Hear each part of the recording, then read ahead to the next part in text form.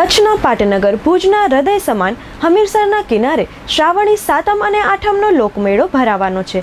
ત્યારે આ વર્ષે મોટી સંખ્યામાં લોકો મેળામાં ઉમટી પડે તેવી સંભાવનાઓ વચ્ચે મેળાની રાઇડ્સ તેમજ અન્ય સ્ટોલ્સ ગોઠવવાની તૈયારીઓ ચાલી રહી છે। જિલ્લામાં મેઘરાજાએ સાર્વત્રિક મહેર કરી હોવાથી આ વખતે શ્રાવણી તહેવારો અને મેળાઓ બેવડા ઉત્સાહથી ઉજવાઈ રહ્યા છે। ત્યારે સાતમ આઠમના તહેવારોની શૃંખલા ઉજવવા ભુજમાં તૈયારીઓનો ધમધમાટ જોવા મળી રહ્યો છે અને ભુજ સજ્જ બન્યું છે।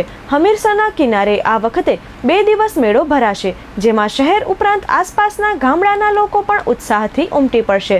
આ મેળાનું 7,11,000 જેટલું ટેન્ડર આવેલ છે। આ બાબતે કમિટી નિર્ણય લઈને સાતમ આઠમના મેળા માટેની મંજૂરી આપવામાં આવશે। લોકોમાં હમીરસર તળાવના કિનારે યોજાતા મેળાનું અનોખું આકર્ષણ હોય છે। ખાસ કરીને ભુજના મહાદેવ ગેટથી લઈને ખેંગાર પાર્ક સુધી મેળો યોજાતો હોય છે। હોટલ લેકવ્યુથી ઉમેદનગર સુધી વિવિધ મનોરંજન સાધનો, ચકડોળ, જમ્પિંગ સહિતનું આયોજન હાથ ધરાય છે। ત્યારે ભુજ નગરપાલિકા દ્વારા ટેન્ડર મંગાવવામાં આવ્યા બાદ હવે ટૂંક સમયમાં વર્ક ઓર્ડર આપવામાં આવશે। દર વર્ષની જેમ આ વર્ષે પણ પરંપરાગત સાતમ આઠમના મેળાની ઉજવણી માટે આયોજન કરવામાં આવેલું છે નગરપાલિકા દ્વારા।